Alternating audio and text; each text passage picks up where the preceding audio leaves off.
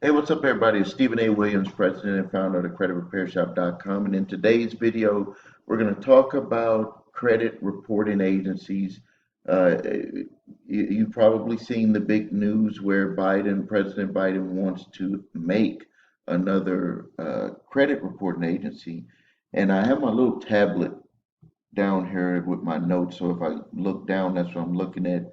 Um, the biggest reason why he proposed that is probably because a lot of people that represent people in this category have, made them aware that this is an issue with people.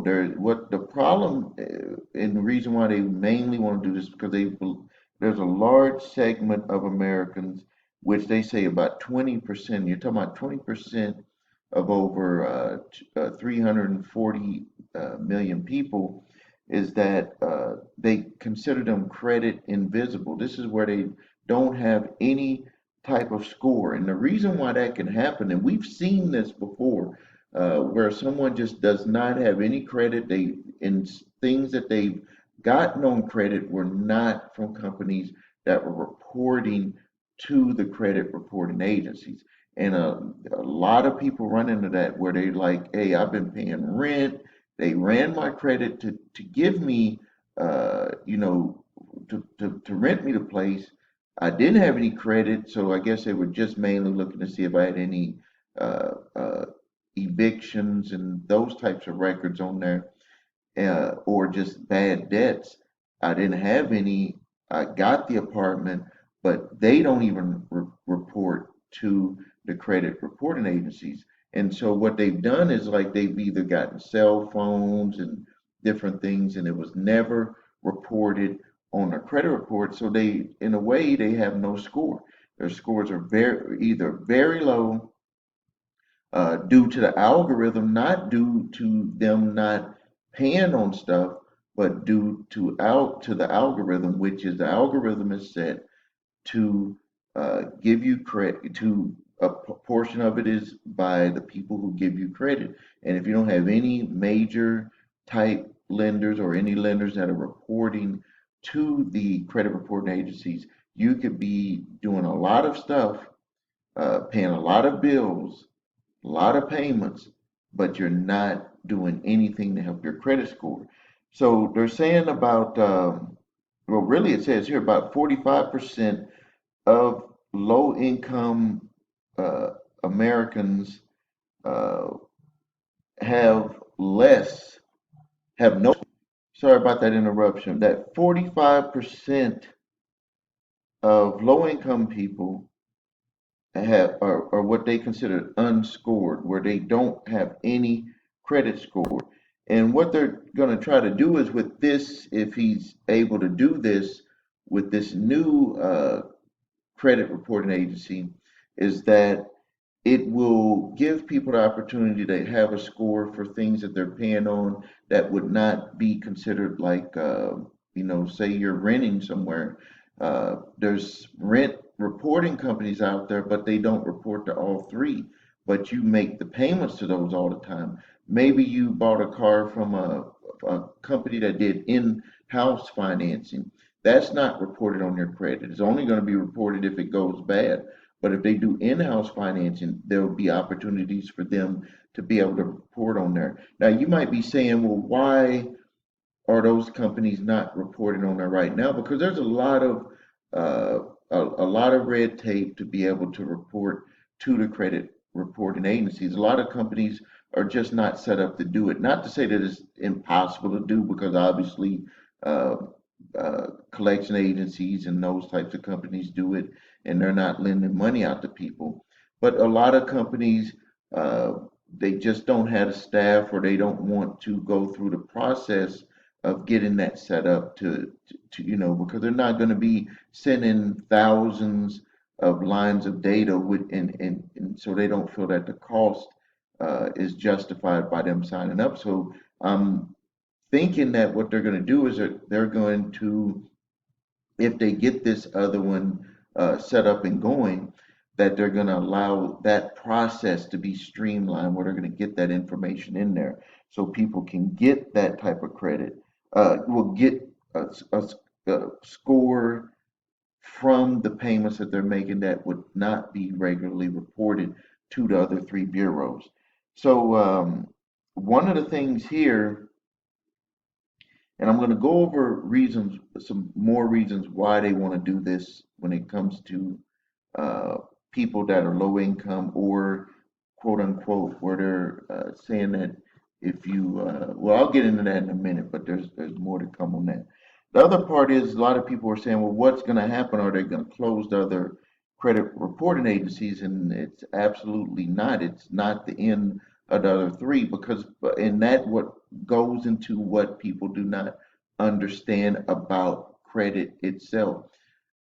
The credit reporting agencies are data companies, and companies that want to lend you money, they're going to look in there because they're not going to just like walk up to you or take your word on it. There has to be some type of third party in between that says, hey, we're just showing you the data. We're just showing you the data. You make your decision. You make your algorithm on what you believe, uh, the data that we give you from that particular individual if they're a good risk for taking a loan out with your company. You know, you ultimately, the company ultimately makes a decision, but the data company pieces everything together for them to feed and pull from. And it's just been because this is something that's been done for years, I think since the 70s or late 60s, that uh, it's just like regular business. This is just the way that it's done.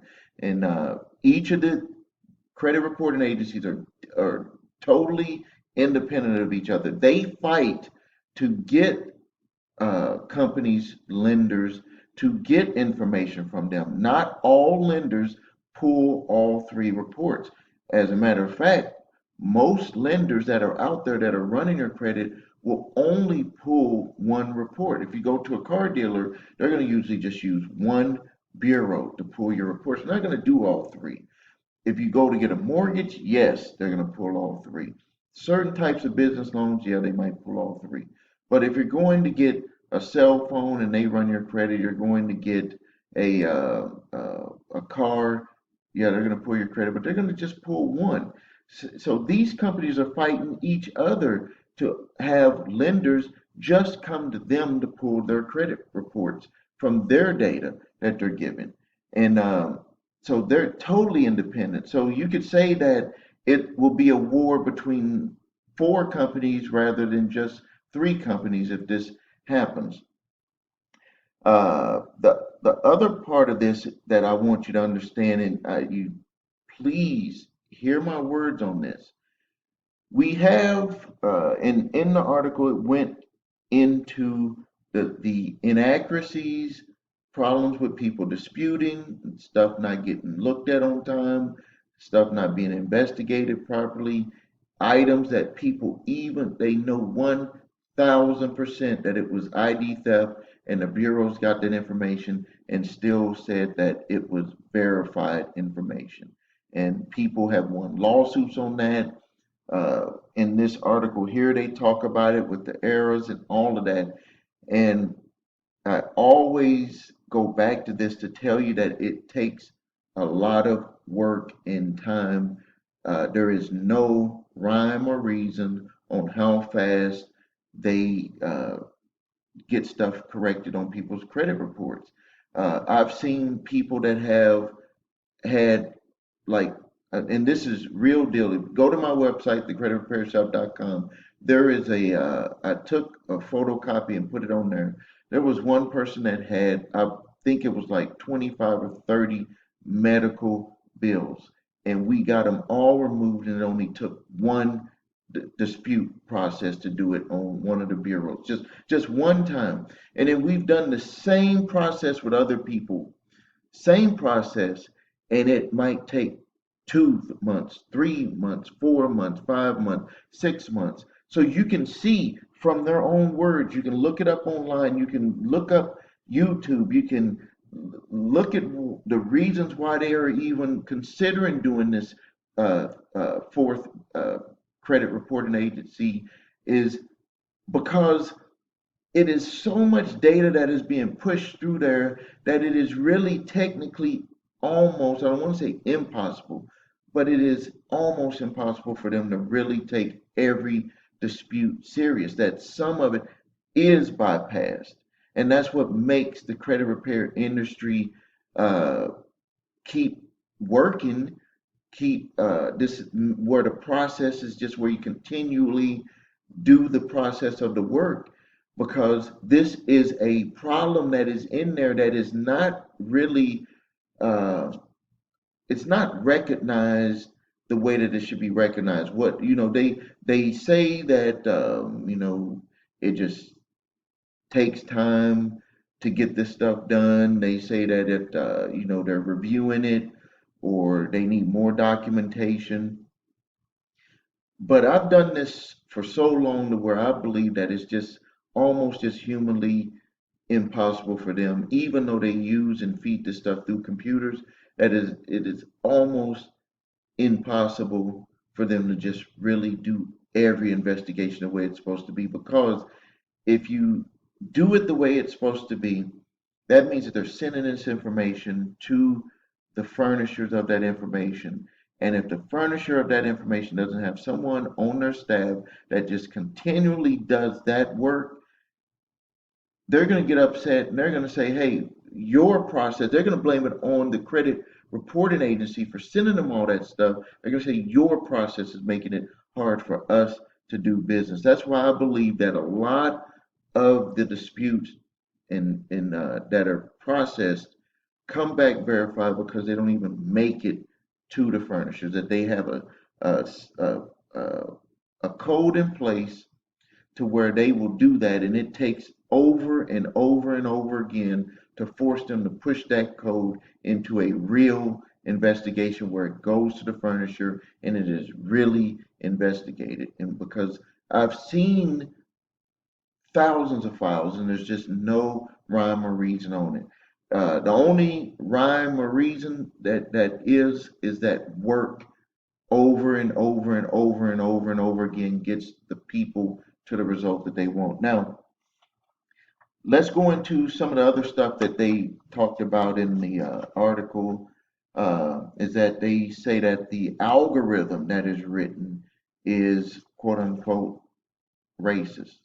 Now, I know some of you here that may not have ever experienced racism might get a little bit turned off when I bring this up, but let me put this into a perspective that might allow you to at least hear this out. And when I look at what happened with Santander, there was a lot of people that were not minorities that were taken advantage of. So this is something that, maybe they, to bring it up in the news a little bit more, they say, well, minorities are affected. But really, this is something that's being used against people who do not have a lot of money. Let's just put it that way. This algorithm is written to pull people down who are not in very good financial shape. Now, what I've seen, this is what I've seen now. Well, first, let me make that analogy. First, we talked about Santana. There's a lot of people that, not just minorities, that were taking advantage. But let's take it to another level where, uh, you know, my wife always tells me this, well, not always, but she would say things like, if I say something that could be offensive to women, you know, her and my daughters will, put me on notice. They will let me know, hey, this is how we feel. And because I'm not a female, I have to listen to them about how they feel about that situation because they're experiencing it. Like some of the times we don't pay attention because we're not in that person's shoes. Well, let me put you into people's shoes where I've seen this happen to individuals on credit reports. Uh, and just to let you know, and not all of it is because of any type of bias or anything, but let me just walk you through. An algorithm can be put together in a way. Well, number one, an algorithm is put together by an individual. A computer does not walk up and say, hey, here's the algorithm. This is what we're going to do to give people credit. This is what we're going to do to approve people. An individual writes that. Now, just put yourself in their shoes. If you're going to write something that is going to be used for anything, are you going to go off of your own personal experiences? If you're not interviewing anyone, if all you're doing is writing a program or writing an algorithm for something, what you're going to go off of is your personal experience. So now let me tell you some of the things that are wrote into the algorithm. Zip codes are written into the algorithm. The race of an individual is written into the algorithm. Education of an individual is written into the algorithm. The marital status, married, single, divorced, is written into the algorithm. Time in residence is written into the algorithm. The type of trade lines that you have is written into the algorithm. The type of lenders that you have borrowed money from is written into the algorithm. Now, let's move this out on how this has been used against people in certain communities. Well, it is duly noted in several lawsuits. You can go back and look in the past, you can go back and look right now, where zip codes were used to redline individuals. Uh, we just saw with Facebook where people were actually putting in zip codes where they did not want to get people from. So if you look at the opposite of that, of you're saying that everyone in that zip code meets a standard of where you don't even want to rent them any apartments or have the opportunity to rent any apartments or had the opportunity to get loans from that live in that zip code. Well, if they're using that, why wouldn't you believe that that would be used in the algorithm to have a rating score? So it's not that they would exclude from that zip code and algorithm. What they would do is they would just make that risk code go up for people that are in that zip code. Next, race. Not everyone is of any race is bad. Not everyone. There's bad people in each race. But uh, if the if the individual who wrote that algorithm has um, a certain view of individuals with that race, and those individuals are more likely to live in those zip codes, what do you think the risk rating would be? Even if it's not something that they're consciously doing, what do you think with the combination of those, the risk rating would be for scoring that individual? Now let's go into education. Let's take away race. Let's take away zip codes and let's just go into education. And we can see where if a person uh, graduated from high school, 1 year, 2 year, 4 year degree, that these are things that they put into there that shows a certain level of risk. And this is where the scoring system or the algorithm works against all people. Next, married and single. They could feel, the way that the algorithm is written, if you're married, you're less of a risk. If you're single, you're more of a risk. Time and residence. This shows the stability. If you move from place to place, you're less stable. Bring up the risk score. If you've been in your place and it usually states, have you lived there for 2 years? That gives you a better score on the risk level. Types of trade lines. Do you have credit card accounts? These are where you have unsecured. And are you paying on those accounts? These give you the highest level of of risk, like not against you, but a level where they're saying that this person is a good, excellent risk to give a loan to because they have open lines of credit, like credit cards, where they're paying on those and they have good balances on good. They keep good balances on there.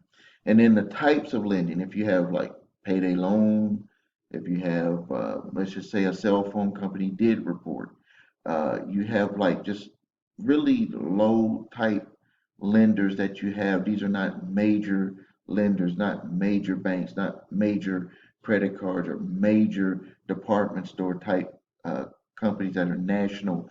Then you're going to see that the algorithm is written not to benefit you. It's actually written to pull your scores down or to keep your scores down.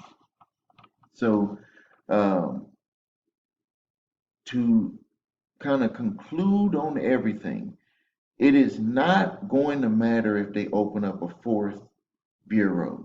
There's already other bureaus that are out there, but this one would be one that would kind of be on the level of TransUnion, Equifax, and Experian. It's not going to matter. It's not going to matter if they open 10 of them. What's going to matter is what you decide to take control of in your life. A lot of people, like they're saying, they're going to open up a fourth bureau, and it's like, what does it matter if they open it up if you don't even know how to manage your life with the ones that are open right now? That's a lot of people have that type of thought process. They're like, they're gonna do away with the dollar. They're going to do away with the dollar, and they're going to have Bitcoin, or they're going to have this other type of money. And I tell them it doesn't matter what type of money is out there because you are the one that have the problem with money. Money does not have a problem with you. You're the one that's blowing your money. You're the one that's not utilizing your money the way that you should be. You're the one that's not disciplined. So what you're going to do if they take away the dollar and put it with this other type of money, you didn't change, so you're going to be in the same situation. It's just going to be called something different. You're going to be in the same situation. So take control of what you can control with your credit, with your credit repair process. It takes work. Everyone's situation is different. Yes, the algorithms are worked in a certain way, but there are ways that you can, I don't want to say really manipulate them, but it's understanding them.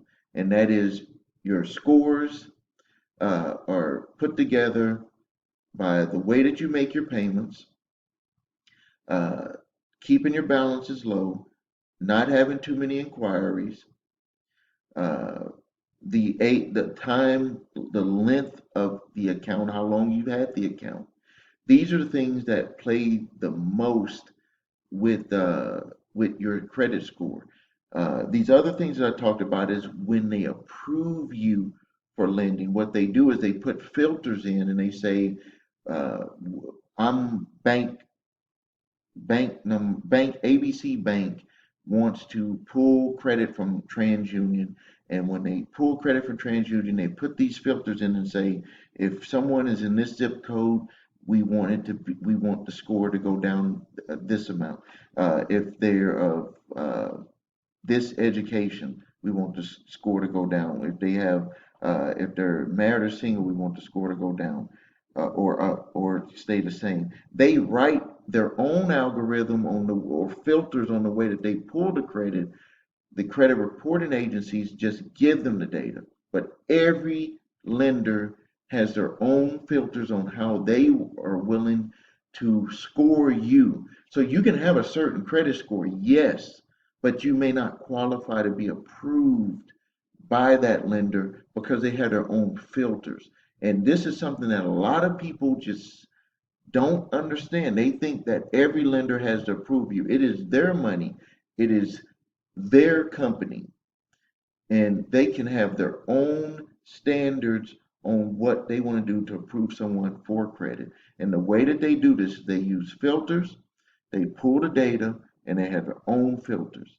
And it's not supposed to be anything that is uh, against fair lending, but we can see from the lawsuits and different things that are out there in the past and right now that some things are still happening. So I'm going to be making some more videos this week when I get back into town. This is Stephen A. Williams, president and founder of thecreditrepairshop.com. If you haven't done it yet, please subscribe to my channel. If you need help with your credit, please visit our website, thecreditrepairshop.com, and watch the video, What Makes Us Different. If you can follow that process, we would like to work with you. If you can't, please select someone else to work with. If you need your credit reports and scores, please go to the website your3scores.com. Everything starts there. That's where you'll find out exactly where you're at. If you have debt collectors coming after you, I have my free letters. The links are below this video. Debt cease and desist collection activities letter, debt validation letter, and the SOL statute of limitations to collect debt letter are all below here, and some other links. So thanks again. This is Stephen A. Williams, president and founder of thecreditrepairshop.com. Thank you.